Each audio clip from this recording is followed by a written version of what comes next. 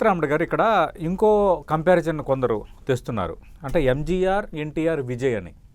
ఎందుకంటే ఎంజీఆర్ జయలలిత, తర్వాత ఎన్టీఆర్ లక్ష్మీపార్వతి, తర్వాత ఇప్పుడు విజయ్ త్రిష ఫ్యాక్టర్ ఎన్నికల ముందు అది కూడా ఒక ఇష్యూ అయింది కాబట్టి, అంటే ప్రజలు ఓటర్స్ యాక్సెప్ట్ చేస్తున్నారు అనేది. ఎందుకంటే ఇలా ఉండడము, తర్వాత వీళ్ళు విజయాలు అందుకోవటం, అంటే ఈ ఫ్యాక్టర్స్ని జనాలు అంతగా నెగిటివ్గా ఏం తీసుకోవట్లేదు అన్నది ఒక చర్చ.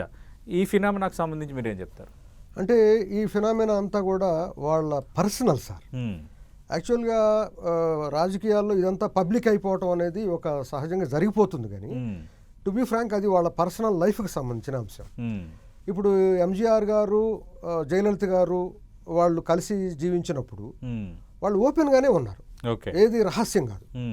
అండ్ ప్రజలు బహిరంగంగా బయటకు వచ్చి వాళ్ళు కలిసే అన్నీ చేశారు, రాజకీయాలన్నీ ప్రజలు యాక్సెప్ట్ చేశారు.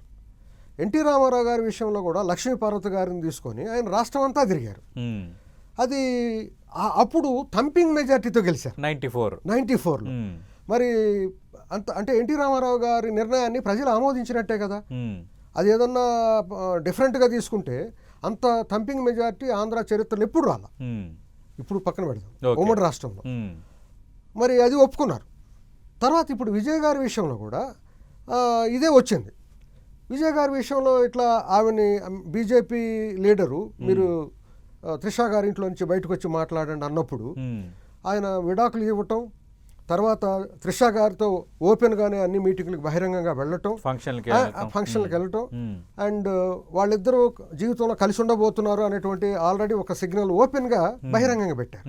అది కూడా ప్రజలు యాక్సెప్ట్ చేసినట్టుగానే మనం ఇప్పుడు తీసుకోవాలి. సో ఈ ముగ్గురు కూడా ఏది దాచలేదు, వాళ్ళు ఓపెన్గా వాళ్ళ హక్కుని వాళ్ళు ప్రదర్శించారు. వాళ్ళు ఎవరితో కలిసి ఉండాలనుకున్నారో వాళ్ళతో కలిసి ఉన్నారు, జీవించారు. ప్రజలు దాన్ని డిస్కౌంట్ చేయలే, ప్రజలు దాన్ని గౌరవించారు.